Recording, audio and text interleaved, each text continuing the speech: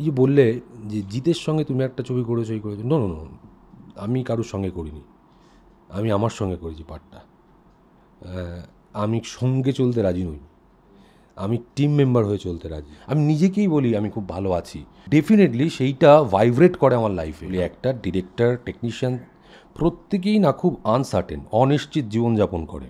আমাকে কেউ লিখে দেয়নি যে আমি এই জায়গাটায় আসতে চলেছি, আবার কেউ বলে দেয়নি যে আমাকে সেপ্টেম্বর থেকে আমি যে বসে আছি যে আমার বসাটা উচিত ছিল না। মন যদি আমাকে অধিকার করতে শুরু করে তাহলে শেষ, আমার অধীনে থাকবে আমার মন, আমার ব্রেন। অভিনয় করা মানে পেশাগতভাবে টাকা নিলাম এবং অভিনয় করে চলে গেলাম নয়। অভিনেতার প্রচুর দায়িত্ব থাকে সমাজের প্রতি। আমি কখনোই কাউকে সেধে গিয়ে কাজ দাও এটা বলি, এটা আমার হয়তো ডিসঅ্যাডভান্টেজ। যেটা সো কল্ড অয়েলিং, ওই জিনিসটা আমার জানা নেই, হয়তো জানলে আমিও করবো। কোনো দর্শক টিকিট কেটে দেখে বাইরে বেরিয়ে দূর টিকিটটা ফেলে দেয়, যতদিন না ওই টিকিটটা যত্ন করে রাখবে ততদিন তুমি স্টার নও। Hello and welcome to soul connection podcast. আমি অরুণব খাসনবিশ, আপনাদের হোস্ট ফর দ্য পডকাস্ট। যদি প্রথমবার ক্লিক করে থাকেন তাহলে this is a podcast channel. আমরা এখানে বিভিন্ন রকমের কনভারসেশন নিয়ে আসতে থাকি। আমাদের চ্যানেলটা ভিজিট করলে অনেকগুলো ভালো ভালো কনভারসেশন আপনারা পাবেন। সো আজকের এপিসোডে আমার গেস্ট হলো জিতু কামাল। জিতু কামালকে আপনারা বিভিন্ন সময় বিভিন্নভাবে অনেকেই বিভিন্ন রকমভাবে চেনেন, কিন্তু আমার রিসেন্টলি যেটা মনে হলো, রিসেন্টলি আমি এটা করাও শুরু করেছি অলরেডি, আপনারা কোথাও দেখতেই পাচ্ছেন যে আমি বিভিন্ন রকমের অভিনেতাদের, বিভিন্ন ভাবনার অভিনেতাদের সঙ্গে কথা বলার চেষ্টা করছি। তার কারণ আমি জানি যে আমার এই পডকাস্টটা অনেক এরকম অ্যাসপায়ারিং অ্যাক্টার্সরা দেখেন, অনেক সাধারণ মানুষ দেখেন, অনেক রকম মানুষ দেখেন যারা বিভিন্ন রকমের পার্সপেক্টিভ শুনতে বা জানতে আগ্রহী, যেটা আপনাদের লাইফে কিছু ভ্যালু অন্তত দেয়। সো আজকে জিতু কামাল আমার সঙ্গে, এবং ওর সঙ্গে আমি বিভিন্ন বিষয়ে কথা বলেছি। অপরাজিত নিয়ে কথা বলেছি, যেটা ওর লাইফ চেঞ্জিং একটা ইভেন্ট। ওর একটা নতুন সিনেমা আসছে, সেটা নিয়েও কথা বলেছি।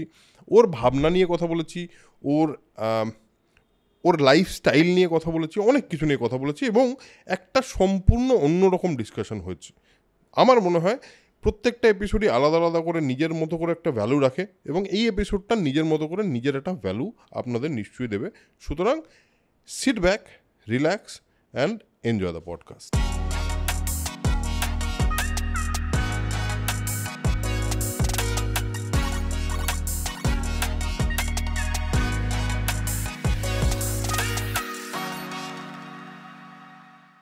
সো আজকে আমাদের সঙ্গে আছে জিতু কামাল। জিতুকে আপনারা অনেকেই চেনেন, বিভিন্নভাবে চেনেন, বিভিন্ন রকম রোলে ওকে দেখে দেখে আপনারা চিনেছেন ওকে। Welcome to soul connection podcast Jitu, thank you for coming. Thank you very much. কেমন আছো বলো? আমি কখনোই খারাপ আছি বলে কখনো আমি দাবিও করি না এবং দাবি করবো না। আমার চওড়া হাসি যেন সবসময় আমার মুখে বর্তমান থাকুক, এটা আমি চাই।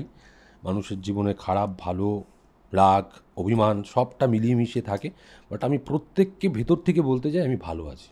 আচ্ছা, এটা কি বিশ্বাস করে বলো নাকি এটার মধ্যে, মানে এটা কি প্র্যাকটিসের মধ্যে এনেছো তুমি? এটা প্র্যাকটিসের মধ্যে এনেছি, কারণ আমার মনে হয় ভালো আছি আমি নিজেকে যতবার বলি না, তোমাকে তার থেকে তো কম বলবো, ডেফিনেটলি তোমার সাথে আমার কম দেখা হবে। আমি নিজেকেই বলি আমি খুব ভালো আছি, আমি মেডিটেশন করি তখন বলি আমি খুব ভালো আছি, এবং ডেফিনেটলি সেইটা ভাইব্রেট করে আমার লাইফে, আমি ভালো আছি। দেখো, খারাপ তো আছেই, খারাপ তো আমাদের চারিদিকে প্রচুর আছে, তার মধ্যে ভালো শব্দটাকে যদি আমি খুঁজে নিজের মনের মধ্যে গেঁথে নিতে পারি, আমার মনে হয় সেটা অন্যরকম একটা ফল দেবে। সেই গাছ তো বড় হচ্ছে আস্তে আস্তে, ফল তো দেবেই। একজন অ্যাক্টরের জীবন কলকাতা শহরে এবং বাংলা ইন্ডাস্ট্রিতে, তুমি নতুন সারির যে অভিনেতারা, যাদেরকে প্রমিসিং মনে হচ্ছে এবং যাদের পারফরমেন্স দেখে লোকজন খুব ভালো লাগছে, মানে তোমার প্রতি ভালোবাসা দিচ্ছে লোকজন, এরকম একটা জায়গায় থেকে একজন অ্যাক্টরের লাইফ কতটা ডিফিকাল্ট জিতু? দেখো, অ্যাক্টারের কেন, মানে আমাদের আমাদের আমাদের আমি ফেটার্নিটি নিয়েই বলি, অ্যাক্টার, ডিরেক্টর, টেকনিশিয়ান প্রত্যেকেই না খুব আনসার্টেন, অনিশ্চিত জীবনযাপন করে। এবার তুমি আমাকে যে প্রশ্নটা করলে সেটা যদি আমি একদম গোদা বাংলা ভাষায় বলি, যে যার মধ্যে পসিবিলিটি আছে, মানুষ বলছে, যার মধ্যে করার ক্ষমতা রয়েছে, তো তার লাইফটা কীরকমভাবে যাচ্ছে। দেখো, আমার লাইফ আগাগোড়ে এইরকমভাবেই গেছে। আমি যখন মেগা সিরিয়াল করেছি, আমি 14 বছর মেগা সিরিয়াল করেছি, 3টে চ্যানেলে আমার টপ টিআরপিওয়ালা সিরিয়াল ছিল। আমাকে তথাকথিত একজন সুপারস্টার বলতো, তুই টেলিভিশনের উত্তম কুমার। সেটা আমি মাথা পেতে নিয়েছি, কিন্তু ঘটনা হচ্ছে সেই সময় আমি যে মানুষটা ছিলাম এখনও সেই মানুষটা আছি, এটা আমি বিশ্বাস করি।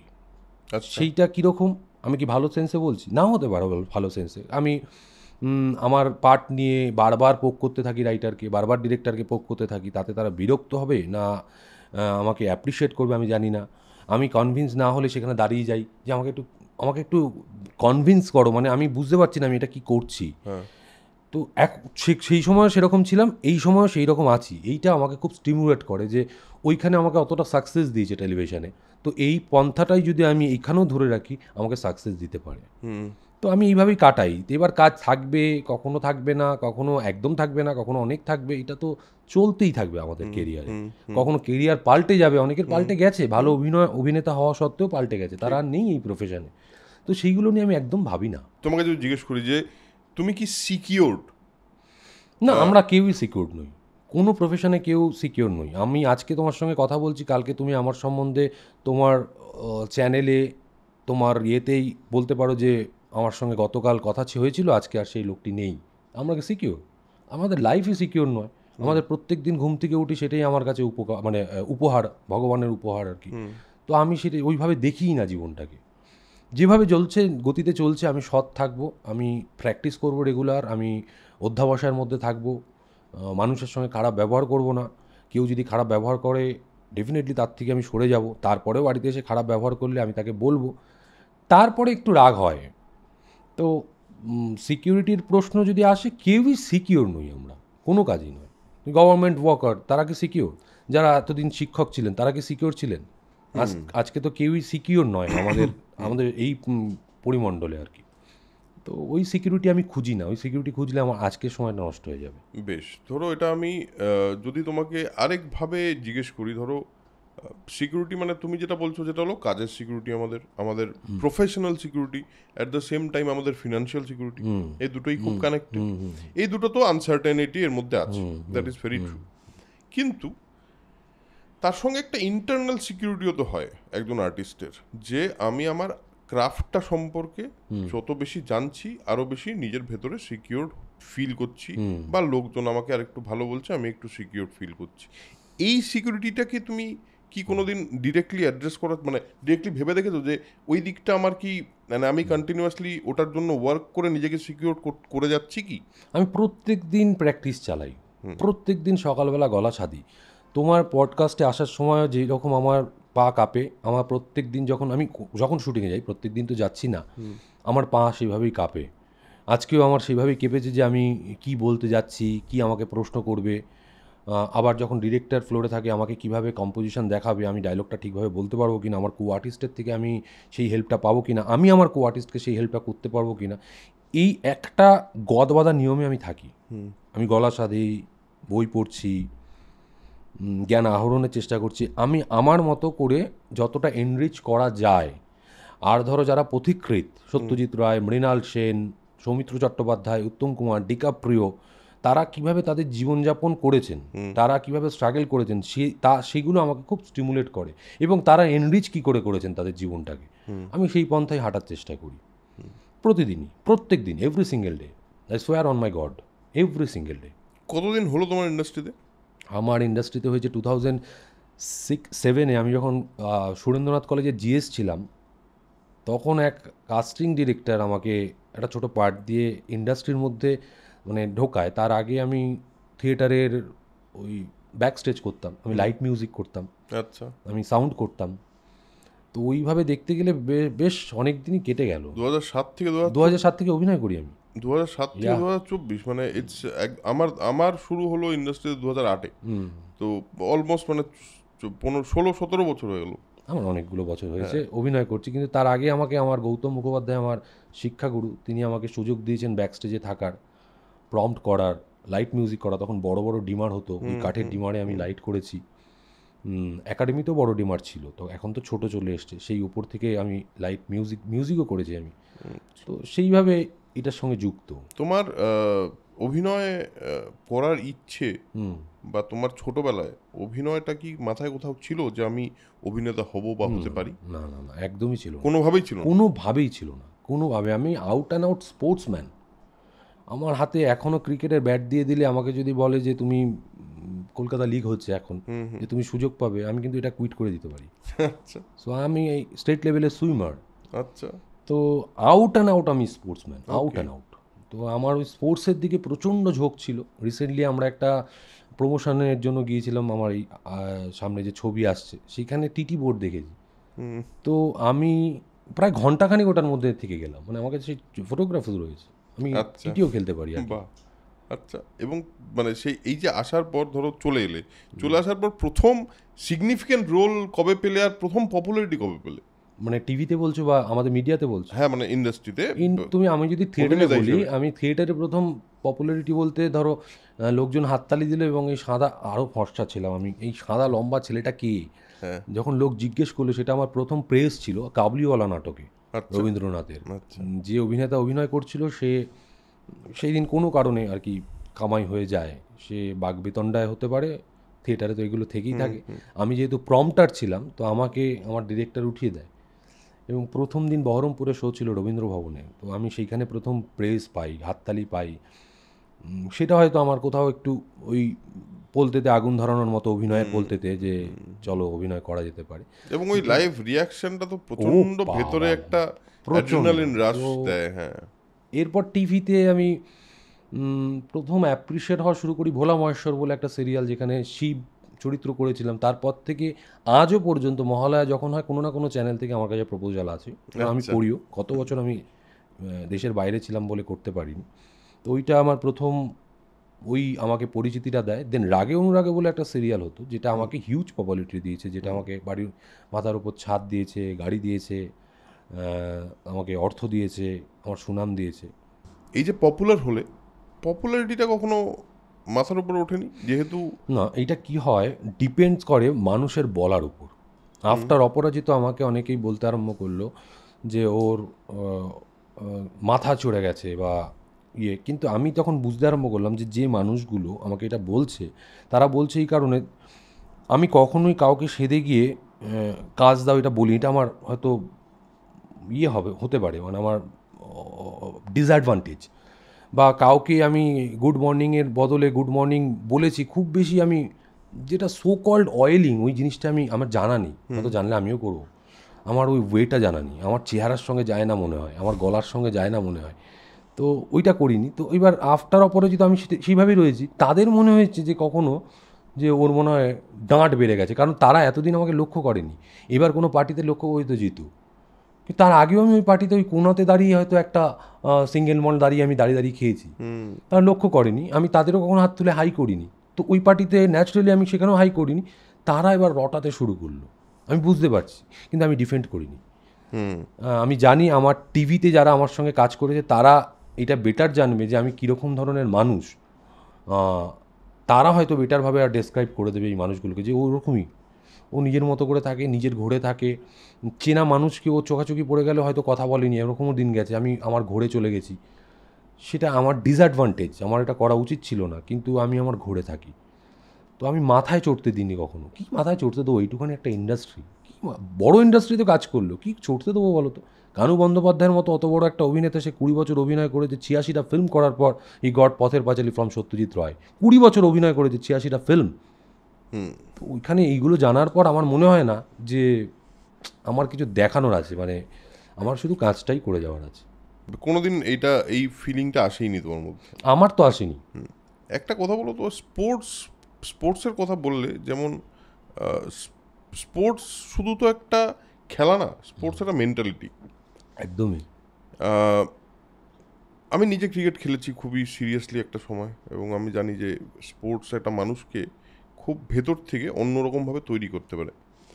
তোমার ক্ষেত্রে স্পোর্টস কতটা ইম্পর্টেন্ট পার্ট প্লে করছে প্রচণ্ড। তোমার ক্যারেক্টার বিল্ডিংয়ে? প্রচণ্ড পরিমাণ। আমি যখন গাড়ি নিয়ে যাই, ইভেন আমার গাড়ির মধ্যে এখনও কিট দেখতে পাবে তুমি, ওটা আমাকে স্টেবল করে, স্টেবিলিটি দেয়, ওটা আমাকে ডিটারমাইন্ড করে, ওটা আমাকে যেমন এই লাস্ট 3টে ম্যাচে আমার রান হয়নি, বাড়িতে এসে কিন্তু কালকেও ইভেন আমি আয়নার সামনে দাঁড়িয়ে আমার কেন রান হচ্ছে না, আমি ব্যাট নিয়ে শ্যাডো করছি যে ও আচ্ছা আমি না ক্রস ব্যাট চালাচ্ছি, আমার জায়গা ছোট হয়ে যাচ্ছে।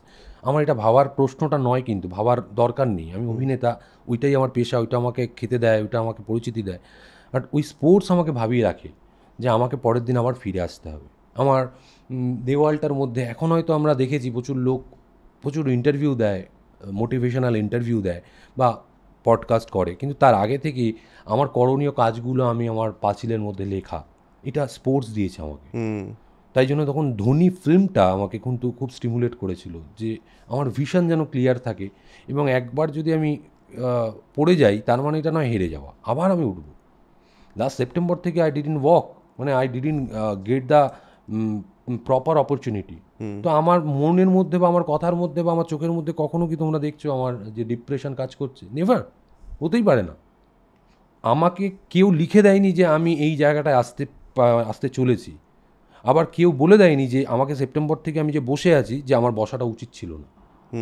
It's all about life, I have to enjoy it, that's my one and only মানে এথিক্স আর কি। এবং সেটা স্পোর্টস থেকে তোমার স্পোর্টস থেকে, অনেকটা এসছে। স্পোর্টস দেখো, এই মুহূর্তে স্পোর্টসটা একটুখানি ইয়াংদের মধ্যে খুবই কম। আমাদের মধ্যে তো খেলাধুলা মানে খেলাটা খুব ইম্পর্টেন্ট একটা পার্ট ছিল, এখন আমার কাছে লাইফের একটা খুব ইম্পর্টেন্ট পার্ট ছিল। কিন্তু আজকালকার দিনে ইয়াং দের মধ্যে আমি দেখি খুব বেশি স্পোর্টসের দেখতে পাই না। তাতে কি তোমার মনে হয় যে ওভারঅল মানে লোকজন কি আরো একটুখানি স্পোর্টসের দিকে যাওয়া উচিত বা কিছু করা উচিত তাদেরকে স্পোর্টসের দিকে? 2007-এ আমাদের যখন স্মার্টফোন চলে এলো, এটার মূল কারণ আর কি, স্মার্টফোনের মধ্যে আমাদের এমনভাবে অ্যাডিক্ট করে দেওয়া হলো এবং আমরা বুঝতেও পারলাম না। একটা আমেরিকান জার্নাল বলছে আমরা যদি কোনো বই পড়ি বা অথবা কোনো কাজ করি, সেই সময় মোবাইলের একটা নোটিফিকেশান আসে এবং সেটা দেখে ওই কাজে ফিরতে গেলে আমাদের 12 মিনিট সময় লাগে ওই কনসেন্ট্রেশনটায় আবার রিটার্ন ব্যাক করতে। তো এইগুলোকে যদি আমি যথার্থ মর্যাদা দিই তাহলে হয়তো আবার আমাদের জেনারেশন ঠিকঠাক জায়গায় পৌঁছবে। বাইরে কিন্তু এই প্রথা চালু হয়ে গেছে, তারা স্ক্রিন টাইমার অন করে রেখেছে, মানে আমিও আমার মোবাইলে করে রেখেছি, আমিও করে রাখি যে মোবাইলটা থেকে যতটা পরিমাণ দূরে থাকা যায়। যতই অ্যাডিক্টেড হই আমার মনে হয় না এই সময়টা দরকার, আমার মন আমাকে কিন্তু তৈরি করেই দেয় এবং বলতে থাকে না এই সময় তোমার এটা দরকার। সেই মনটাকে যদি নিজের অধিকারে না আনি, মন যদি আমাকে অধিকার করতে শুরু করে তাহলে শেষ, আমার অধীনে থাকবে আমার মন, আমার ব্রেন।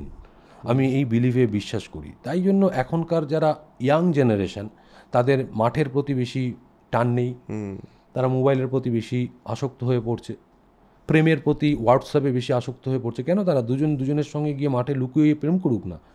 তারা বাবা মার থেকে লুকিয়ে প্রেম করার যে আনন্দ, সামনে লোক চলে আসছে চেনা লোক এবং আমার প্রেমিকাকে নিয়ে আমি যখন গলির ভেতর লুকিয়ে পড়ছি তার যে আনন্দ, সেই আনন্দ উপলব্ধি করো। সে লাইফ অন্য লাইফ। হোয়াটসঅ্যাপের লাইফ, হোয়াটসঅ্যাপে আমি স্ক্রিনশট বলছি, আমি স্ক্রিন সিকিউরিটি কোড দিয়ে আমি বন্ধ করে রেখেছি, সেই লাইফে মজা নেই। রাদার তুমি গিয়ে যদি কোনো গলির মধ্যে লুকিয়ে পড়ো, তোমার চেনাশোনা বড় কেউ আসছে দেখবে বাড়িতে এসে অন্যরকম হরমোন কাজ করবে। একদমই তাই। এই অ্যাডভেঞ্চারগুলো অ্যাকচুয়ালি লাইফ থেকে মিস হচ্ছে, লোকে এখন মিস করছে। তোমার ফিল্ম ফিরি, তোমার সিনেমায় আসা একটা খুব ইম্পর্টেন্ট ইভেন্ট হলো অপরাজিত। তোমার লাইফেরও একটা ইম্পর্টেন্ট ইভেন্ট অপরাজিত। এবার অপরাজিত কিভাবে ঘটেছে সেটা আমরা এই গল্পটা মোটামুটি জানি, তো সেটা এই পডকাস্টে ওই নিয়ে কথা বলবো না। কিন্তু অপরাজিত তোমার মধ্যে কি চেঞ্জ করলো এবং অপরাজিত তোমাকে কিভাবে একজন অভিনেতা হিসেবে চেঞ্জ করলো এবং একজন মানুষ হিসেবে চেঞ্জ করলো? হোয়াট হ্যাপেন্ড আফটার অপরাজিত? দেখো, বিফোর অপরাজিতও কিন্তু আমি 4-5টা ফিল্ম করেছি, এটাই যেগুলো মানুষের মনে হয়তো দাগ কাটেনি। কোনো ছবি হয়তো অ্যাডভেঞ্চার অফ জোজো, সেটার একটা ছোট চরিত্র করেছিলাম, সেখানে হয়তো কিছুটা মানুষ আমাকে পরিচিতি দিয়েছিল, কিন্তু সেই হিসেবে ওই গ্রহণযোগ্যতা ছিল না যে ফিল্মে একে নিয়ে এবার ভাবা যেতে পারে। আফটার অপরাজিত মানুষজন ভাবতে শুরু করলো। প্রথমত অপরাজিত আমার মননটাকে চেঞ্জ করেছে, আমার ভাবনা স্তরটাকে চেঞ্জ করেছে। আমাকে প্রত্যেক দিন প্র্যাকটিস করতে হবে, সেটা আগেও করতাম, ওয়ে অফ প্র্যাকটিস চেঞ্জ করেছে। আমি বিফোর অপরাজিত মনোজ বাজপেয়ীর তখন কোভিড চলছিল, সমস্ত ইন্টারভিউ সমস্ত ছবি হঠাৎ দেখতে শুরু করলাম। আফটার অপরাজিত সেইগুলো আমাকে কাজে লাগালো এবং আরও প্রচুর বিখ্যাত মানুষের, সেটা কুরোসাওয়া হতে পারে, সেটা ইন্ডিয়ান ডিরেক্টর হতে পারে, ইন্ডিয়ান অ্যাক্টর হতে পারে, বাইরের অ্যাক্টর হতে পারে, তাদের জীবনীগুলো আমাকে খুব স্টিমুলেট করতে শুরু করে। বিশেষ করে সৌমিত্র চট্টোপাধ্যায়ের 2টো খণ্ডে বই বেরিয়েছিল গদ্য সমগ্র বলে, সেইটা আমি পড়ে প্রচণ্ড স্টিমুলেট হয়েছিলাম যে অভিনয় করা মানে শুধুমাত্র পেশাগতভাবে টাকা নিলাম এবং অভিনয় করে চলে গেলাম নয়। অভিনেতার প্রচুর দায়িত্ব থাকে সমাজের প্রতি, একটা সমাজ গঠনের প্রতি। সেই দিকটা আমি কতটা এনরিচ করতে পারছি, এইগুলো আমাকে কিন্তু আফটার অপরাজিত করেছে। অপরাজিত যদি না হতো, আমার ওই ইনফরমেশান গ্যাদারিংগুলো হয়তো একটু একটু করে হচ্ছিল, সেটা এখন হিউজ পরিমাণে আমি প্রত্যেক দিন রুটিন ওয়াইজ করতে আরম্ভ করেছি। এইটা আমার চেঞ্জ হয়েছে। এই চেঞ্জটা কেন হয়েছে যেহেতু মানে হোয়াট এক্স্যাক্টলি স্টিমুলেট, মানে কোন জায়গাটা তোমাকে স্টিমুলেট করেছে, কোন পয়েন্টটা আছে যেখানে? সত্যজিৎ রায়।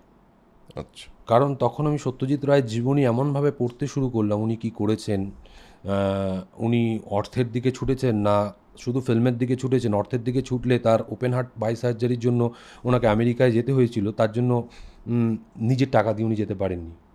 সে সময় ইন্দিরা গান্ধী 1 লক্ষ টাকা এবং একজন কম্পেনিয়ান এফোর্ড করেছিল, সেটা বিজয়া রায় রেগে গিয়েছিলেন যে কম্পেনিয়ান কেন লিখলো, আর 1 লক্ষ টাকা কী হবে।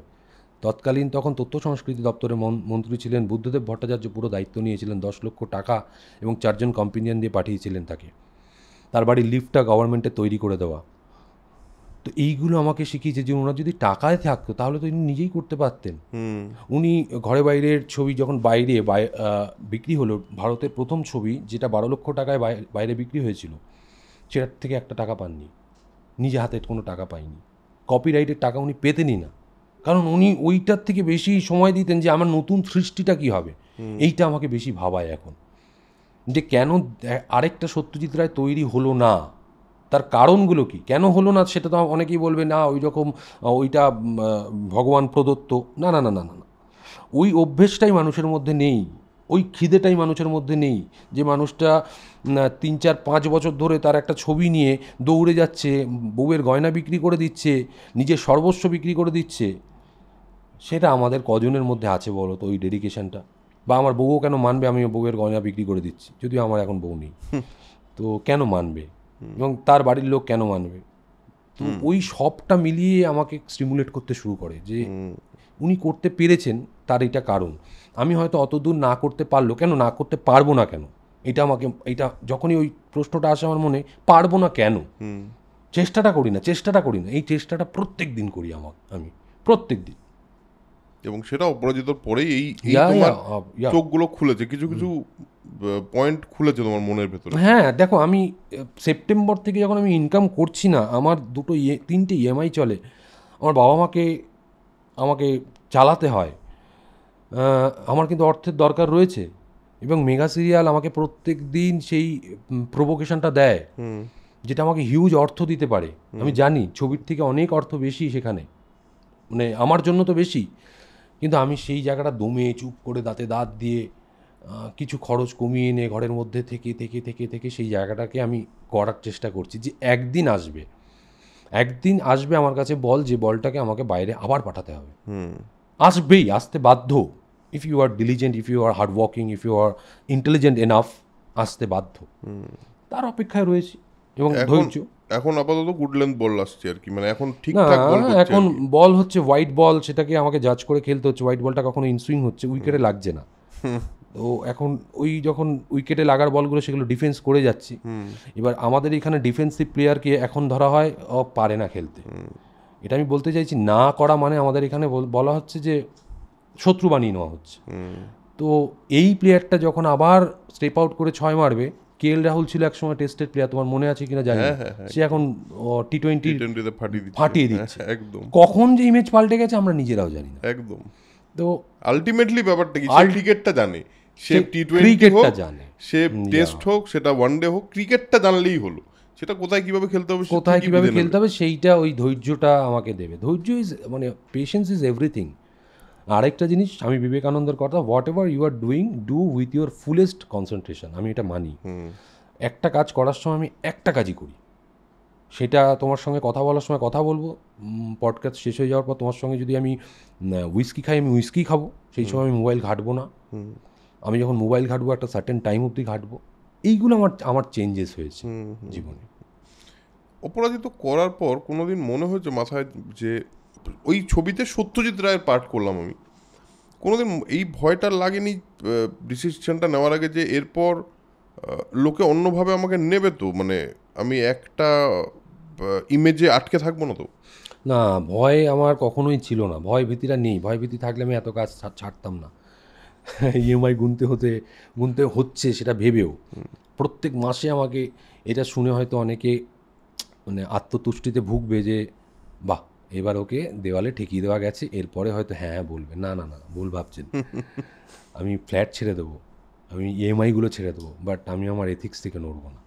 তো এবার ফিরে আসি, ভয় ভীতি আমার অতটা নেই। একটা সুতোর ওপর দিয়ে গেছি, যখন আমি পাঠ করেছি তখনও আমাকে বলা হয়েছে যে এটা দিয়ে পড়লে কিন্তু একদম গভীর খাদে। আমি তাকে বলেছি গভীর খাদটা কী বা দেখতে পেয়েছে, আমি ওখানে পড়লেও তো নতুন কিছু আবিষ্কার হবে। হেরে যাওয়াটাও জানো তো একটা পাওয়া, হেরে গেলেও একটা জায়গায় যাওয়া হচ্ছে। তো আমি ওই ভয়টা একদম পাই না, কোনোভাবে পাই না। আমার যেটা মন সায় দেয় আমি সেই কাজটা করি, সেটা ডেফিনেটলি অনেস্ট ওয়েতে। আমার এখন মন সায় দিল যে ওই মহিলাটাকে গিয়ে চুমু খেয়ে নিই, না না, তো ওই মহিলাকে গিয়ে বলি আমি প্রেম নিবেদন করি, আমি ডেফিনেটলি নিবেদন করব, কিন্তু ভীতিটা আমার নেই, ভয় ভীতিটা আমার একদম নেই। তোমার কি মনে হয়েছে যে কোনো একটা পয়েন্ট ছিল যেখানে বাইরের লোকজন এরকম বলছে যে যেহেতু তো এবার তো এরপর কি হবে, খুবই টাইপ না হয়ে যায় বারবার? এটা বলিউডের হিরোর মতো কথা বলবো? বাইরের লোক যদি কি ভাবছে সেটা যদি আমি ভাবি, তাহলে আমি কি ভাববো? এর বাইরের লোক এটা বলে ফেলেছে কিন্তু এই কোটটা, ও আমি বললাম। তোমার কোনোদিন এই না বাইরের কথা না এফেক্ট করে না? না, তারা ভাবে এফেক্ট করলো, আমি কিন্তু এফেক্টেড হই না। আমার বাড়ি গেলে বুঝতে পারবে, মানে কি হয় অনেক সময় অভিনেতাদের হয় রেগে যায় তারা, সবাই নয়, নীল লাল জল নিয়ে বসে পড়লো, একা ঘরে থাকলে বেশি করে হয়, ঘরের দেওয়ালে ঘুষি মেরে চিৎকার করে, এগুলো আমি ভাবি বা অনেক বন্ধু বান্ধবদের দেখেছি, আমার হয় না। আমার যেদিন আমি খুব বেশি ব্যথা পাই বা আঘাত পাই, আমার সেদিন আরও আমি স্টিমুলেট হই, স্নান করে হয়তো আরও 100 পাতার জায়গায় আমি 120 পাতা হয়তো পড়বো, ঠিক করে ফেলি, রাত জেগে ফেলি যে আজকে আয়নার সামনে দাঁড়িয়ে চ্যাপলিনকে নকল করব। মাঝে কোন ছবি মনে পড়ছে না, ঘরে বাইরেরই মনে হয়, বা কোনো ছবি সৌমিত্র চট্টোপাধ্যায়ের ডায়লগ আমি চ্যাপলিনের মতো করে বলার চেষ্টা করলাম, করে সেটা অনেক জায়গায় পাঠালাম। তো এইগুলো করি, আমার ওইটা বেশি করে, আমাকে এটা বললো তার মানে আমার কোথাও, আমি অ্যাকসেপ্ট করি সেটা যে কোথাও একটা ভুল হচ্ছে, তার মানে আমি চেষ্টা করে যাই। দেখে দেওয়া যাবে না তো, এবার যদি সেই মানুষটা তারপরেও বলে তখন আমি ধরে নিই আমাকে বলবেই সারা জীবন, একে আমি পুঁজি করে রাখি, যখন দরকার হবে একে দিয়ে আমি বলাবো, দেন আমি উত্তর দেবো। তুমি যেরকম, তোমার সঙ্গে এতটুকু কথা বলে যেটা বুঝতে পারছি সেটা হলো তুমি বেশ নিজেকে নিয়ে সর্টেড থাকার চেষ্টা করো সব সময়। এটা কি প্রথম থেকেই ছিল, নাকি তুমি ইন্ডাস্ট্রিতে এসে কাজ করতে করতে আরেকটু বেটার বুঝেছো যে এরকম না থাকলে ঠিক থাকা যাবে না? না, শর্টেড ইনসেন্স আমি বুঝতে পারছি না, আমি কিন্তু সব থেকে বেশি ঘেটে থাকি পার্ট নিয়ে, পার্ট নিয়ে খাটার কথা বলছি না, আমি বলছি লাইফে। এই যে তুমি বলছো যে তোমার ভয়, সেই অর্থে তুমি ভয় পাও না। তুমি যে বলছো যে তুমি নিজের উপর কন্টিনিউয়াসলি কাজ করার চেষ্টা করতে থাকো, এবার এগুলো তো অ্যাকচুয়ালি একটা আর্টিস্টের কাজ এবং এটাই করতে হয় থাকে। বাট যেই আনসার্টেনটি আমাদের ভেতরে থাকে অ্যাবাউট সেলফ ডাউট, আমি কি ঠিক পাচ্ছি, আমি কি ঠিক হচ্ছে, আমার কোন জিনিসটা বেটার করতে হবে, এটা তো থাকবেই আমাদের সঙ্গে। কিন্তু অ্যাট দ্য সেম টাইম এরকম ইনসিকিউরিটিও আমরা দেখি আর্টিস্টদের মধ্যে, লোকে কি বলছে সেটা নিয়ে একটুখানি ইনফ্লুয়েসড হয়ে যাওয়া, এই জিনিসটা অনেকের মধ্যেই আমি দেখেছি, বা একটা সময় আমার ক্ষেত্রে আমার সঙ্গেও হয়েছে।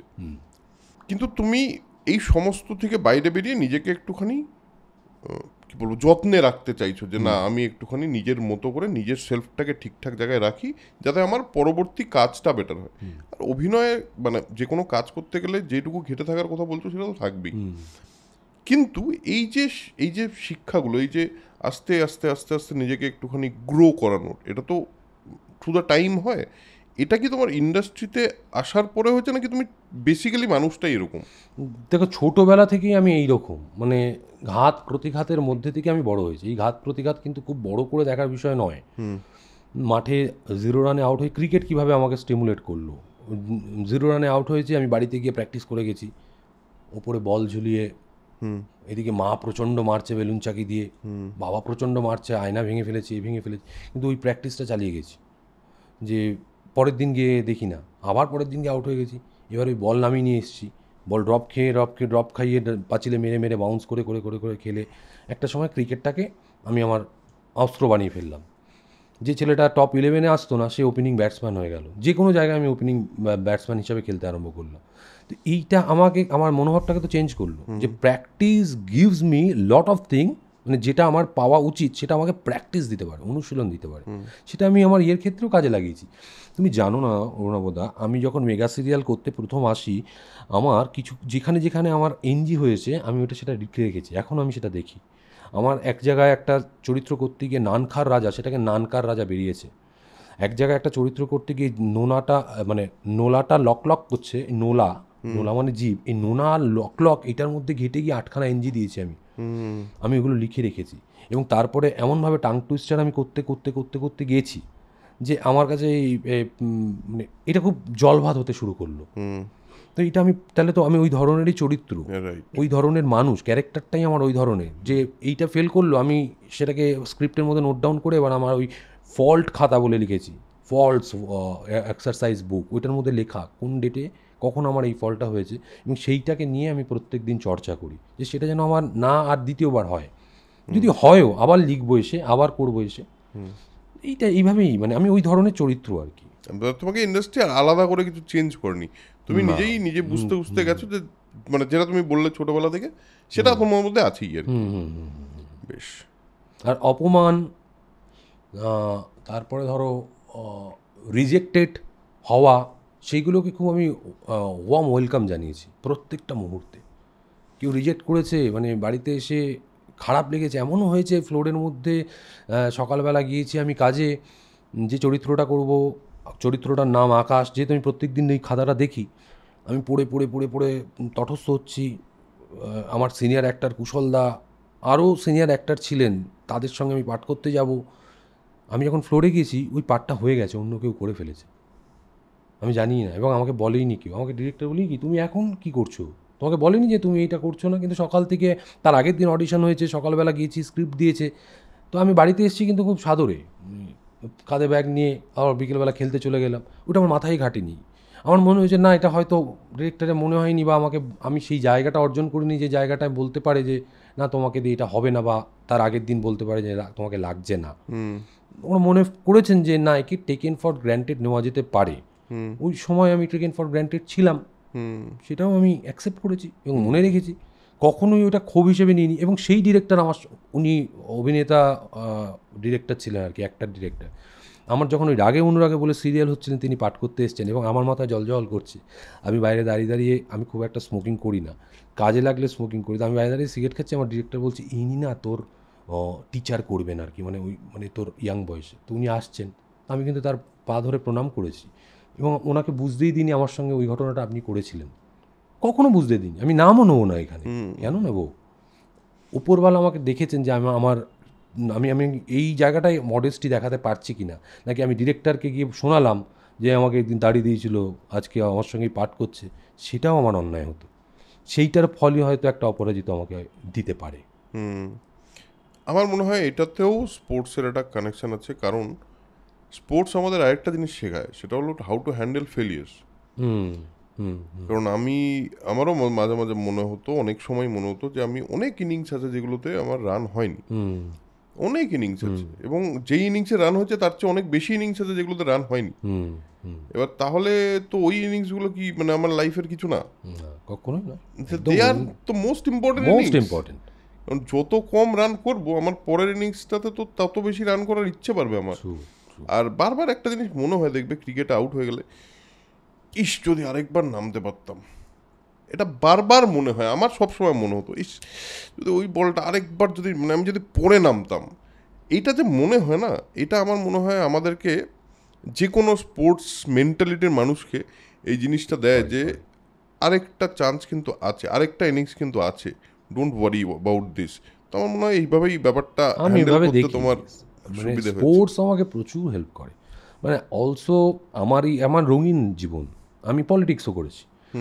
আমি একটা কলেজে জিএস ছিলাম, মানে আমি কঠোরভাবে ওই জায়গাটায় যেই যে কাজটা করেছি মন দিয়েই করেছি। আমি কনিষ্ঠতম একটা পার্টি মেম্বারশিপ পেয়ে গেছিলাম 17 বছর বয়সে, যে পার্টি মেম্বারশিপ পেতে গেলে 40, 45, 50 বছর কাজ করতে করতে হয়।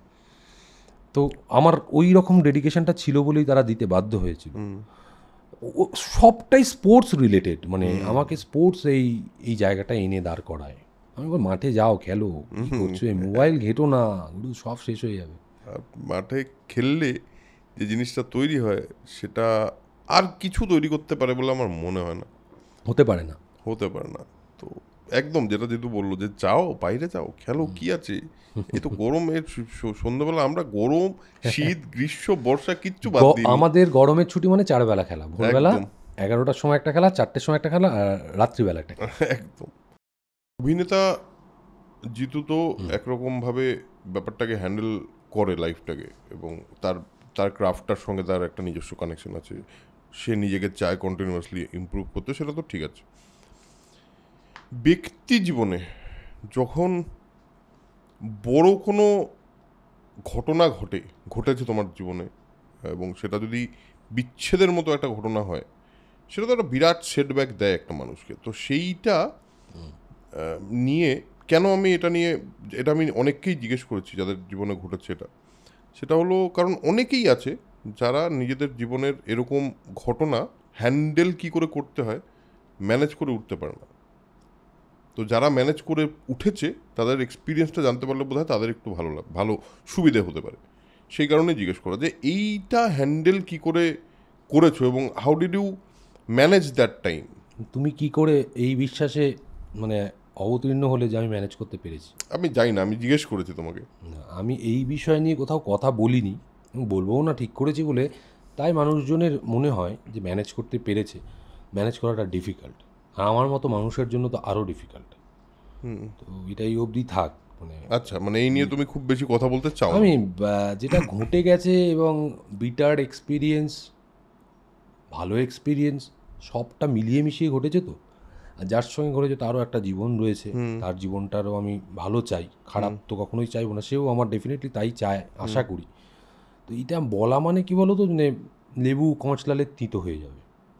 আমি সম্পর্ক নিয়ে বলছি না, কিন্তু মানে আমি বুঝতে পেরেছি আমার জীবনটা কীভাবে গেছে। আমি খারাপ জিনিসগুলো খুব একটা মনে রাখি না, মনে করি না। সেটা আমাকে আমার নেগেটিভিটি আমাকে মনে হয় টেনে নিয়ে আসছে। আমি নেগেটিভ জিনিসটাকে টেনে নিয়ে আসছি এবং নেগেটিভিটির মধ্যে আমি আবদ্ধ করছি নিজেকে। মানে I want to see myself in a positive environment.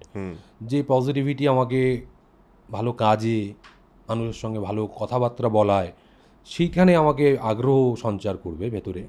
Negative জিনিস টেনে আনলে আমি সেই তার মধ্যেই ঢুকতে থাকবো, তো আমি ওর জন্য টানি না। আমি ওই ব্যাপারে জিজ্ঞেস করছি না, বাট আমি একটা জিনিস আমার রিয়েলাইজেশন থেকে তোমায় বলি, সেটা হলো অনেক সময় যেটা ঘটে সেটা হলো একটা বিচ্ছেদ সেলফ লাভকে খুব এনকারেজ করে, এবং আমার মনে হয় self love to some extent খুব জরুরি একটা জিনিস, এটা আমার মনে হয়।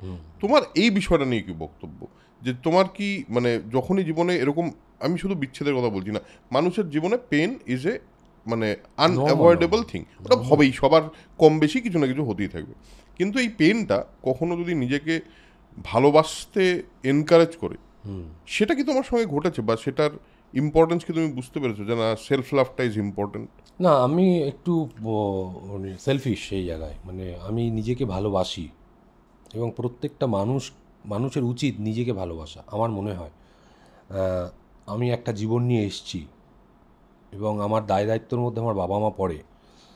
তারা আমাকে ভালো রাখার জন্য, ভালো চেহারা দেওয়ার জন্য, ভালো রূপ দেওয়ার জন্য ছোটোবেলা থেকে প্রচুর চেষ্টা করেছে। প্রত্যেকের বাবা মাই তাই করে।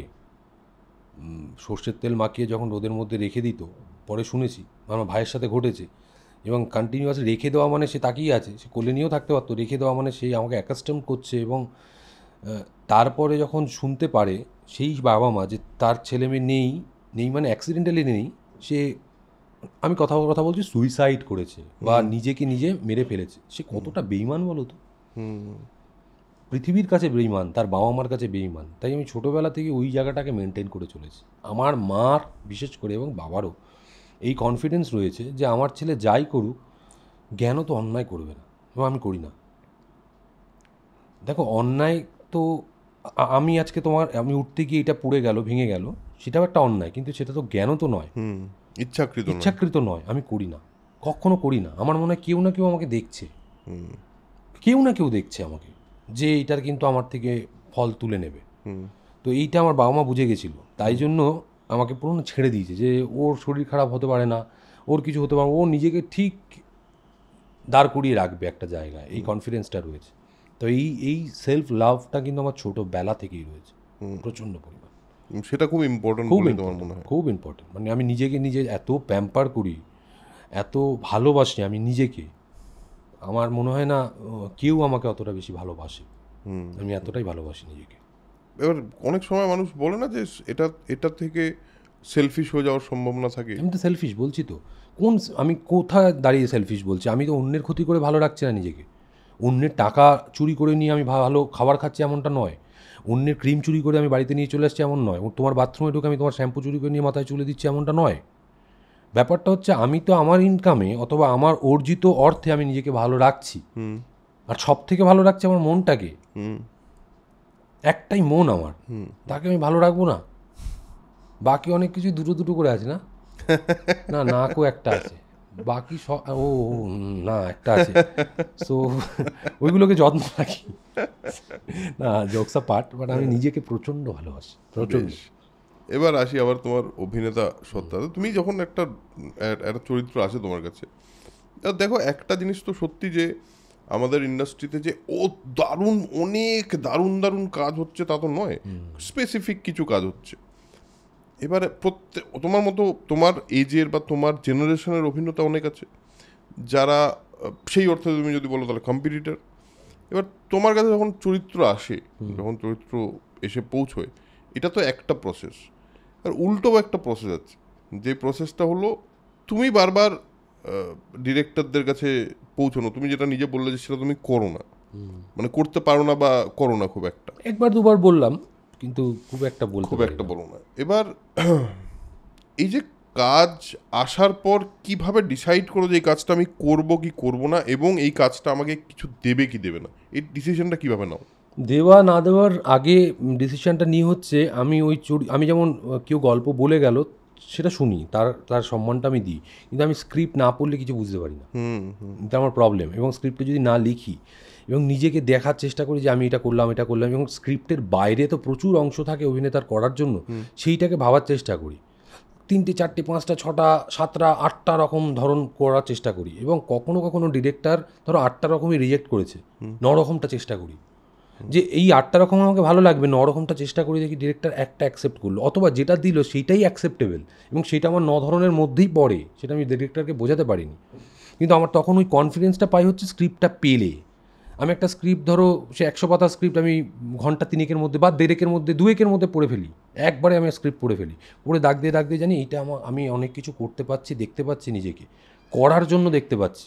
আবার কোনো স্ক্রিপ্টে আছে চরিত্রটাতে বেশি লেখিনি, আমি ডিরেক্টরকে জিজ্ঞেস করছি এই চরিত্র এটা করতে পারে, ওটা করতে পারে, তাতে চরিত্র অন্যরকম মোল্ড নিতে শুরু করে। তো এইভাবে আমি চরিত্র সিলেকশন করি।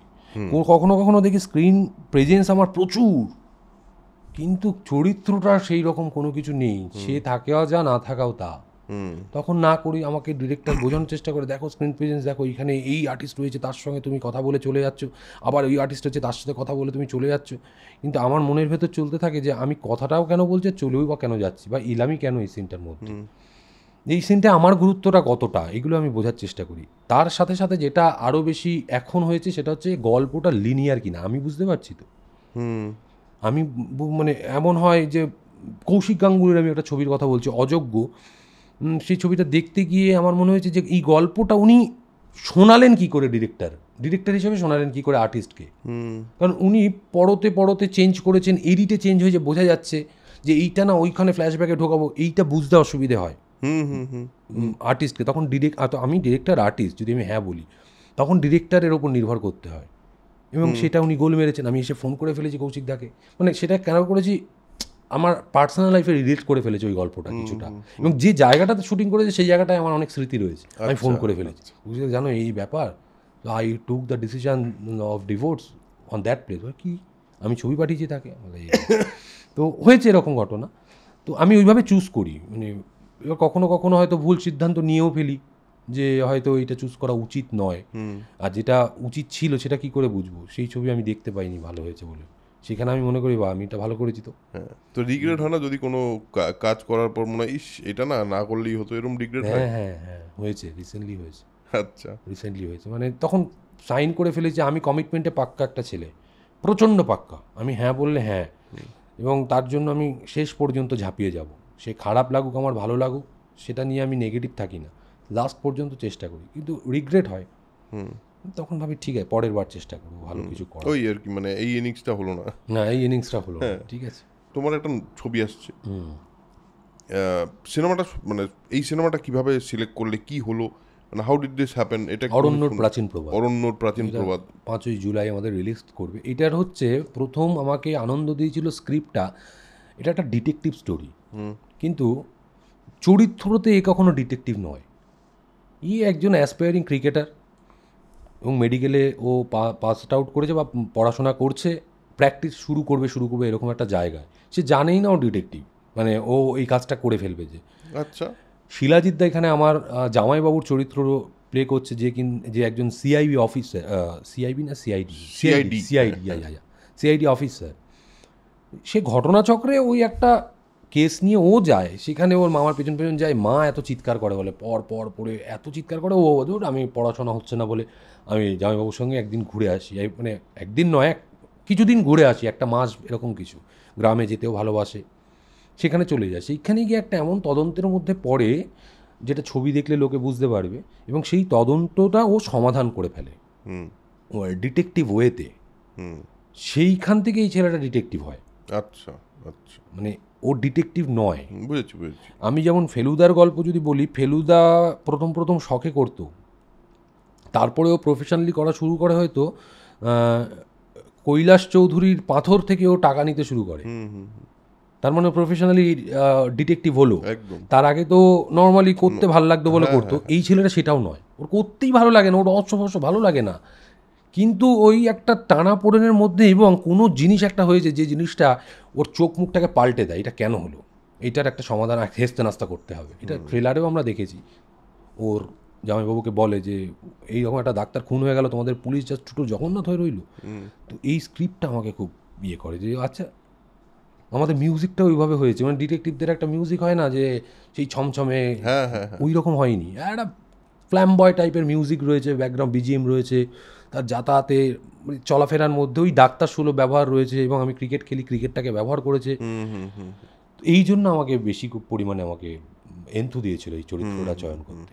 এবং ওই যেই আমার মনে হয়, যেটা আমরা অফ ক্যামেরা বোধহয় কথা বলছিলাম, যে গ্রে অফ মানে ক্যারেক্টার, হ্যাঁ এটার মধ্যে গ্রে শেড, হ্যাঁ ডেফিনেটলি গ্রে শেড আছে। যখন ও রেগে গেল তখন তো একটা গ্রে শেড, মানে এই লোকটা যে গায়ে হাত দিয়ে দিতে পারে, বা এই মানুষটা, রাগও আছে, হ্যাঁ রাগ করে গায়ে হাত দিয়ে ফেলেছে, সেটা তো গ্রে শেড ডেফিনেটলি। হ্যাঁ বেশ, মানে এটা একটা কি বলবো, একটা আমাকে কথা বলো যে এই যে ডিটেকটিভ গল্পের একটা চলন তৈরি হয়েছে, how this film is different from another detective. ওই বললাম যে এটা ডিটেকটিভ চলন তৈরি হয়েছে, আমরা বলছি হয়তো প্রমোশনের স্বার্থে ডিটেকটিভ গল্প, কিন্তু এটা ডিটেকটিভ মানুষের একটা গল্প নয়, সে ডিটেকটিভ হয়ে উঠছে কি করে তারও একটা গল্প, তার সঙ্গে একটা রহস্য।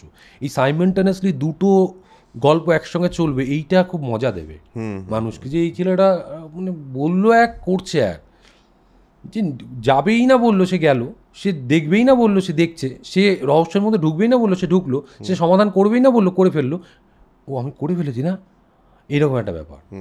তাহলে তার একটা আনপ্রেডিক্টেবিলিটি থাকে।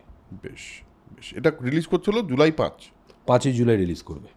বেশ, এবার এই যে তুমি যখন অভিনয় করো, একটা চরিত্র করলে, ধরো মানুষের মতো একটা ফিল্ম, বড় ফিল্ম, জিতের সঙ্গে, যখন একটা ছবিতে অনেকটা এক্সপেকটেশন নিয়ে একজন অ্যাক্টর অভিনয় করে, ঠিক আছে, এবং যখন সিনেমাটা ওই জায়গায় পৌঁছয়, যেমন অপরাজিত হ্যাজ রিচড অ্যানাদার লেভেল, মানে অন্যই একটা লেভেলে চলে গেছিলো, কিন্তু যখন ধরো একটা ছবি করলে তুমি জানো ছবিটাও ভালো, এবং তুমি জানো আমার অভিনয়টাও খুব ভালো হয়েছে, কিন্তু দেখলে লোক অত দেখলো না, এটা কতটা এফেক্ট করে, এবং কি করে তারপর নিজেকে আবার প্রিপেয়ার করো, বা ওইটা কীরকমভাবে হ্যান্ডেল করবে বিষয়টা? দেখো এইটাও তো ওয়ান টাইপ অফ ফেলিয়ার। কোন ফেলিয়ার? একটা film is a mutual war. এখানে আমি রান করলেও টিমের রান যদি ওঠে, অন্য টিমের মানে একা যদি খেলতে যাই হবে না, তো সবাইকে ভালো খেলতে হবে, অ্যাক্টার, অ্যাক্ট্রেস, ডিরেক্টর, বিজিএম যে করছেন, কালার করছেন, এবং গল্প, এবং সবটা মিলিয়ে দর্শককে ভালো লাগাতে হবে। কোথাও ল্যাক করেছে তাই জন্য ফেল করেছে, তো আমি সেইভাবেই ভাবি যে আমার কাজটুকু আমি অন্তত মন দিয়ে করতে পেরেছি কি, আমি জিজ্ঞেস করি।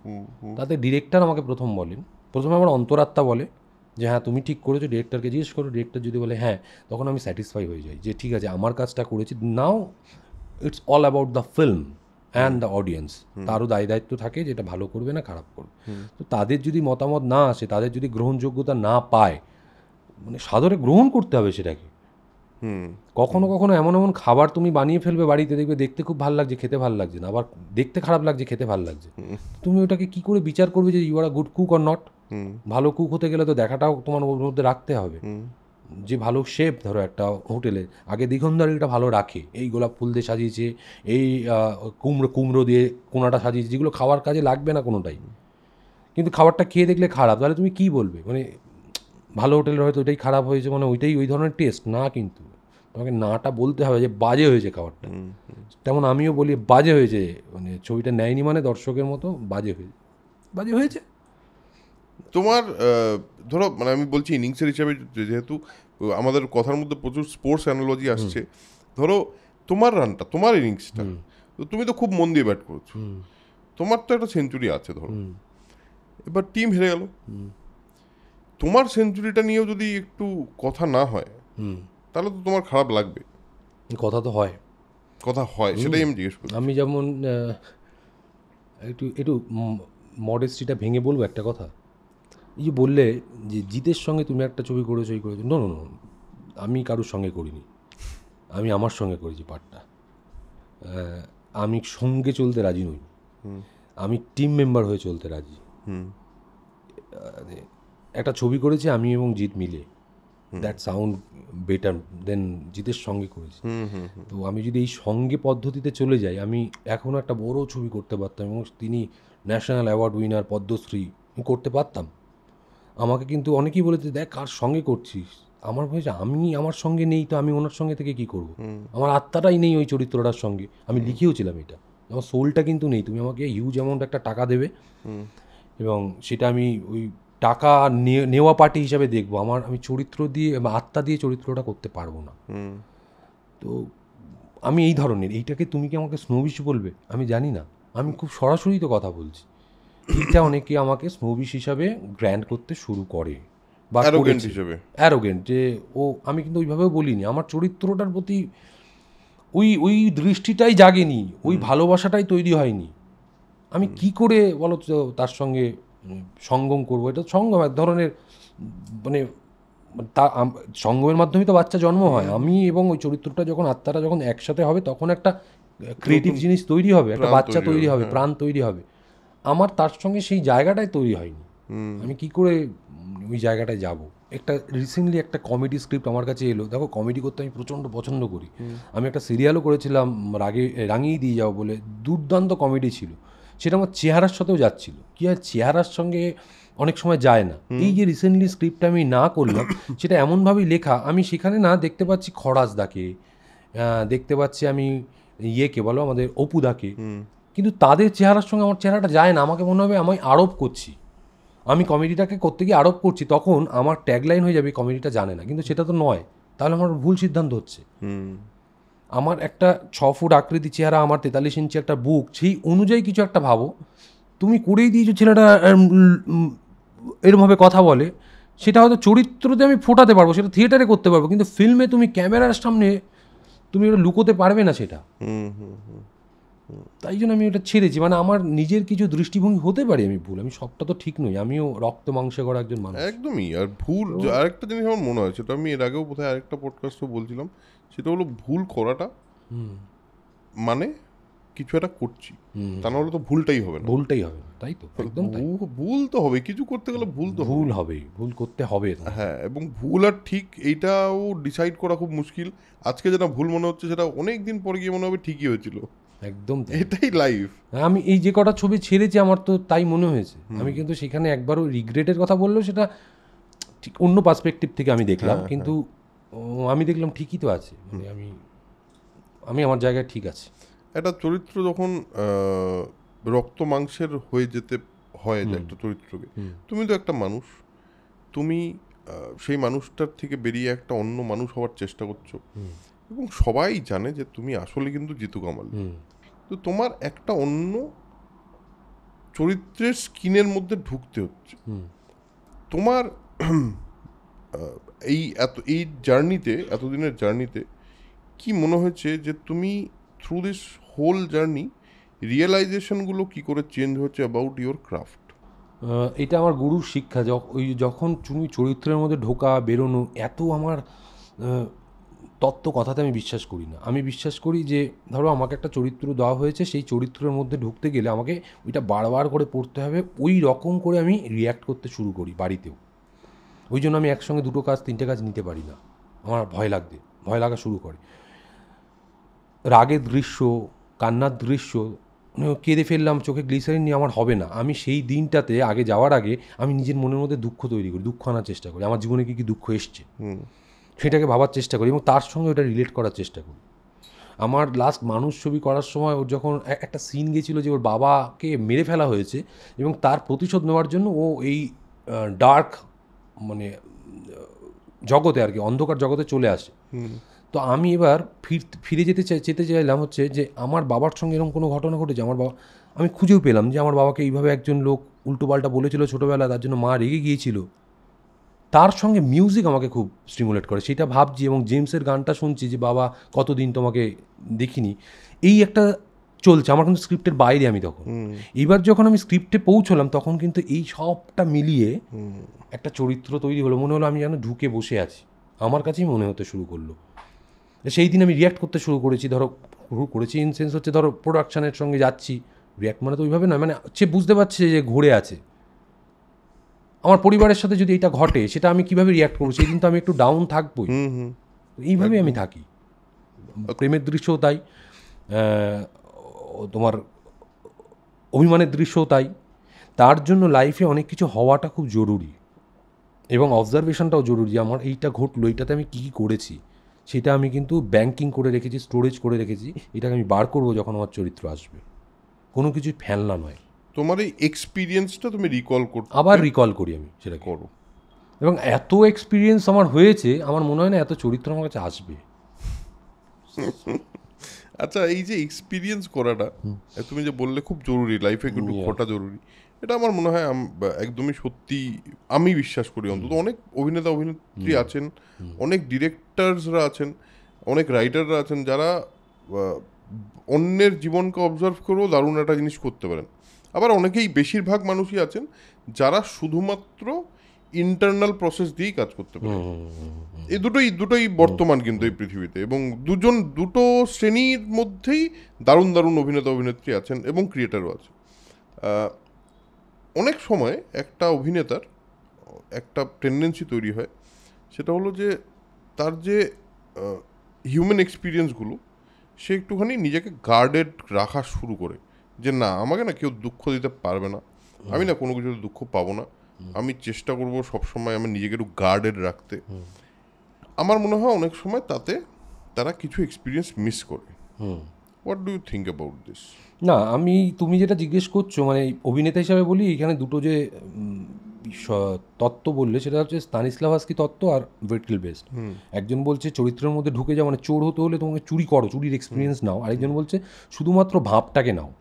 একজন বলছে সেটের দরকার নেই, তুমি ভেবে নাও যে এইটা এখানে সেট আছে। আরেকজন বলছে প্রত্যেকটা জিনিস প্রপার যেন থাকে, অফিসের সেট মানে অফিসের সেট থাকে। এই দুটোই আমি পড়েছি। আমরা কিন্তু অভিনয়টা করি জগা খিচুড়ি, মানে দুটোকেই আমরা সংগ্রহ করি। তো সেইভাবে আমি নিজের পার্সোনাল এক্সপিরিয়েন্সও কিন্তু ওইভাবে গ্যাদার করি। ধরো অপমান করছে, আগে রিয়্যাক্ট করতাম, কিন্তু অপমানটা তো নিলে তো রিয়্যাক্ট করবো, তার মানে তো নিচ্ছি। এখন কিন্তু নিই সেটা। রিসেন্টলি ধরো আমি প্রচুর লোকের আমি ফ্রি অফ কস্ট অনেক কাজ করে দিই এবং তার থেকে এক্সপেকটেশন আমার খুব কম, কিন্তু থাকে হচ্ছে ধরো আমার এই ছবিটা রিলিজ করবে এবং তাদের বলা যে আমাকে একটু প্রমোশন করে দেবে, বা তারাও কিন্তু আমাকে বলছে হ্যাঁ নিশ্চয়ই করে দেবো। কিন্তু দীর্ঘদিন ধরে দেখছি সবার করছে, ইন্টারভিউ করছে, সবার করছে, আমার করলো না। কারণ তার মনে হয়েছে যে ওই ছবিটার সাথে তো আমি অ্যাসোসিয়েট নই, আমি তাহলে করতে যাব কেন। বা সে আমাকে বলছে জিতু হয়তো ভুলে গেছে, আমি কোনোটাই ভুলিও নি, আমি করিনি। আমার এক্সপেকটেশন লেভেলটা এতটাই কম, আমি জেনেই গেছি তার কাছে, এবং পরবর্তীকালে তার কাছে আমি জেনেই যাব। আমি তাকেই বলছি, যারা জানো, জেনেই যাবে যে আমাকে আবার ফ্রি অফ কস্টে তুমি ডাকবে, আমার যদি মনে হয় সেখানে যাওয়া উচিত আমি আবার যাব। তুমি চিন্তা করো না, তুমি কিন্তু ডেকো আমাকে। মানে সেইখানে কিন্তু সোকল যারা অভিনেতা অভিনেত্রী, যারা যাদের তুমি ইন্টারভিউ করছো তারা টাকার বিনিময়ে যাবে, আমি টাকা ছাড়াই যাব, কারণ ওই জায়গাটা টাকা নেওয়া যায় না। বেশ, বুঝলাম। তোমার প্রত্যেকটা অভিনেতার জীবনে বা প্রত্যেকটা আর্টিস্টের জীবনেই কিছু কিছু ইনফ্লুয়েন্সেস থাকে, খুব স্ট্রং ইনফ্লুয়েন্সেস। আচ্ছা, তোমার এরকম কোনো ইনফ্লুয়েন্স আছে যে মানে এদের কাজ দেখে দেখে তুমি খুবই বেশি ইন্সপায়ার্ড হয়েছো, ইনফ্লুয়েন্সড হয়েছো? Charlie Chaplin.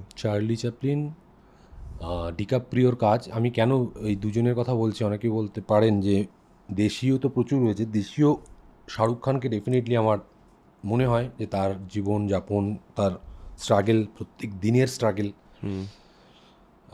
পশ্চিমবাংলায় সৌমিত্র চট্টোপাধ্যায় অবশ্যই, উত্তম কুমার অবশ্যই, যার উচ্চারণ একটু ল্যাক ছিল, আমি যা ইনফরমেশান পেয়েছি সেখান থেকে নিজেকে ওই জায়গায় নিয়ে আসা। আর সর্বোপরি সত্যজিৎ রায় আমাকে অন্যরকম দেয়, মানে তাদের মতো হব এমনটা নয়, যে তারা এই কষ্টটুকু করেছে, এই স্ট্রাগেলটাকু করেছে, তো আমি কেন করব না। সহজে কোনো কিছু আমার কাছে আসেনি, বাইরে থেকে দেখতে লাগে। দেখো, আফটার সাকসেস প্রচুর লোকে বলবে বাহ একটা দারুণ লাক কাজ করেছে, কিন্তু লাকের আগে যে কাজগুলো হয় সেটা প্রসিডিউর বলে বা প্রসেস বলে, সেইটা আমি তাদের জীবন থেকে পেয়েছি এবং সেই রকমভাবে আমি করার চেষ্টা করি। বিল গেটস বলেন যে শুধুমাত্র বই পড়ে যাও, তোমার লাইফে উন্নতি হতে থাকবে। আমি দেখেছি এটা হয়েছে, হতে থাকছে। এটা অ্যাকচুয়ালি একটা খুবই ইম্পর্টেন্ট লেসন। আজকের দিনে পড়াও কমে গেছে তো, কিন্তু বিল গেটসের ওই কালকেই আমি আর আমার আরেক পার্টনার প্রেমাশিস কথা বলছিলাম যে বেস্ট সেলার তৈরি হয় হলো বিল গেটস কি বই পড়ছে তার উপরে। তো পৃথিবী বিল গেটসের পড়ার ব্যাপারে অতটাই সিরিয়াস, এবং সেটা সত্যি ঘটে। ঘটে তো, মানে তুমি যত নলেজ গ্যাদার করবে তত তোমার ভেতরটা তত বেশি ব্রাইটার হবে, আর যত বেশি ব্রাইটার হবে তত বেশি দেখবে তোমার দিকে ব্রাইটার এনার্জিস আরো বেশি অ্যাট্রাক্টেড হচ্ছে। একদম। এবং সেটা কাজের ক্ষেত্রে হতে পারে, সেটা সব ক্ষেত্রে হতে পারে। অনেক অভিনেতা অভিনেত্রী আছে, ধরো তুমি শুরু করেছিলে এবং আস্তে আস্তে তোমার একটা জার্নি তৈরি হচ্ছে, তোমার এই জার্নিটা আরও অনেকটা লম্বা আছে, আরও অনেকটা জার্নি আছে। ধরো যারা খুবই ইয়াং, খুবই একদম অ্যাসপায়ারিং, প্রচণ্ড এখন কাজ করতে চাইছে, কি ডিফারেন্সটা হয়ে যায় যাতে কিছু লোকের হয় কিছু লোকের হয় না? এই ডিফারেন্সটা কি বলে তোমার মনে হয়? মানে কোনোদিন ভেবেছো এটা? হ্যাঁ, ডিলিজেন্স, অধ্যাবসায়।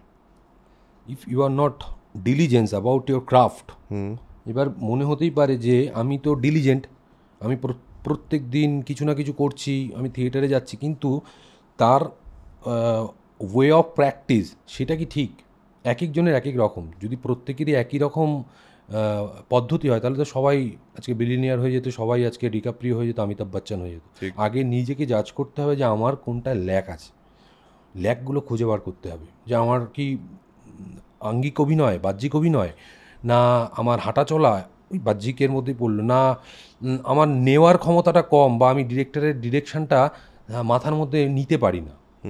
এই যে ল্যাকনেসগুলো, এইগুলোকে আগে তোমাকে ডক্টরিং করতে হবে, তোমাকে আগে মনিটরিং করতে হবে নিজেকে নিয়ে, প্রচুর সময় দিতে হবে নিজেকে নিয়ে। যারা অ্যাসপায়ারিং অ্যাক্ট্রেস, প্রচুর সময় দিতে হবে নিজেকে, মানে সেই সময়টা সমস্ত কিছু, মোবাইল, মা বাবা, ভালো রান্না, ইলিশ মাছের ভাপা, সবটা বাদ দিয়ে, সমস্ত স্মেল, সমস্ত কিছু বাদ দিয়ে একটা সন্ন্যাস জীবন ধরতে পারো। সাধনা, অভিনয় বলো, ডিরেকশন বলো, যে কোনো ক্রাফট ওয়ার্ক ইজ আ সাধনা।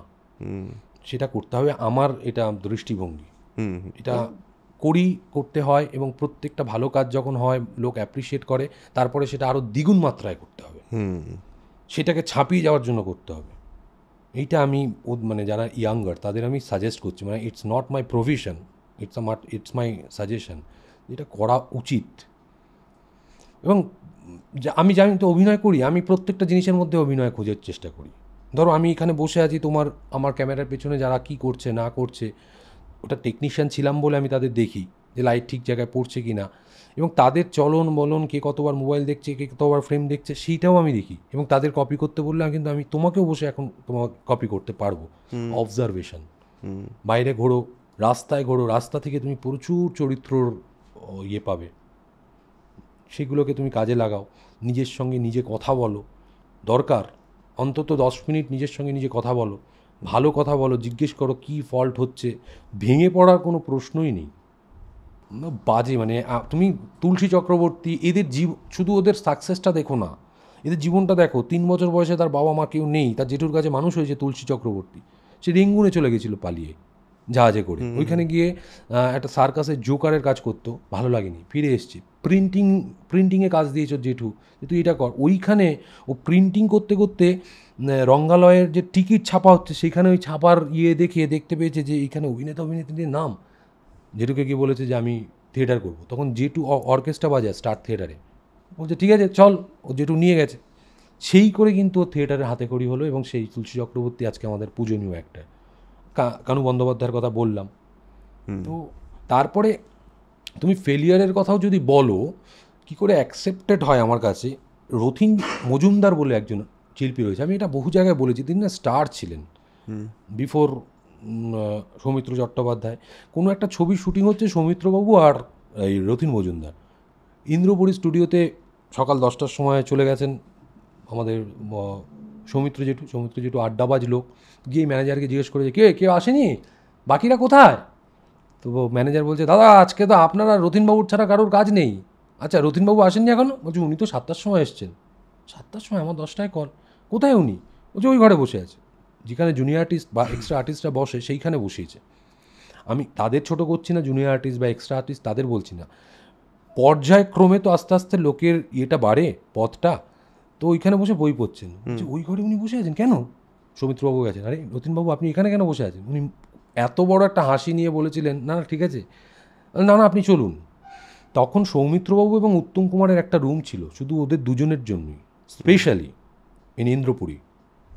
তবু না না আমি ঠিক আছে, তা জোর করে নিয়ে যায় রুমে ঢোকে।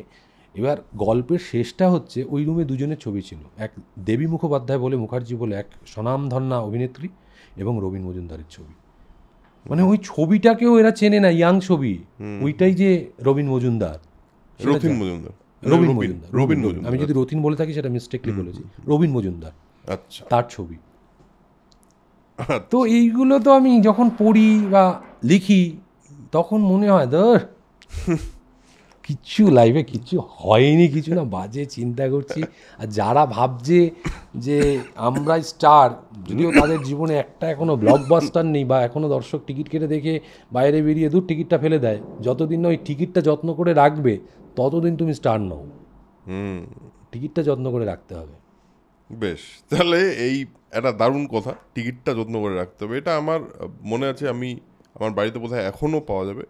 সেটা হলো দিলওয়ালে দুলহানিয়া লে জায়েঙ্গের টিকিট, মোহব্বতের টিকিট। আমি শাহরুখ খানের অন্ধ ভক্ত ছিলাম, আছি এখন। আমিও তো এই কয়েকটা টিকিট বোধহয় এখনও বাড়িতে খুঁজলে পাওয়া যাবে।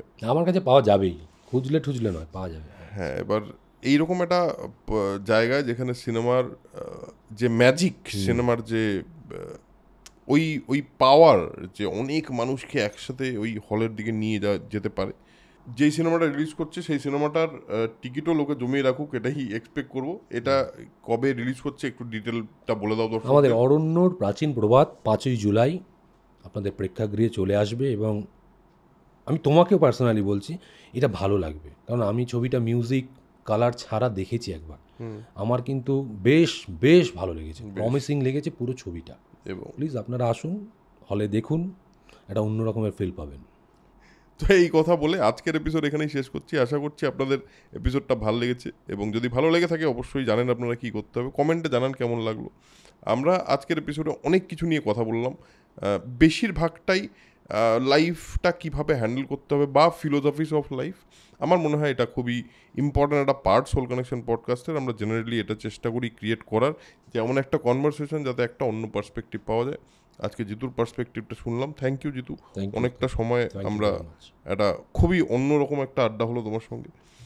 তো আজকের এপিসোড এখানেই শেষ করছি, দেখা হচ্ছে পরের এপিসোডে। ততক্ষণের জন্য spread positivity, spread knowledge, because knowledge is power আর পজিটিভিটি ইজ এভরিথিং। টাটা।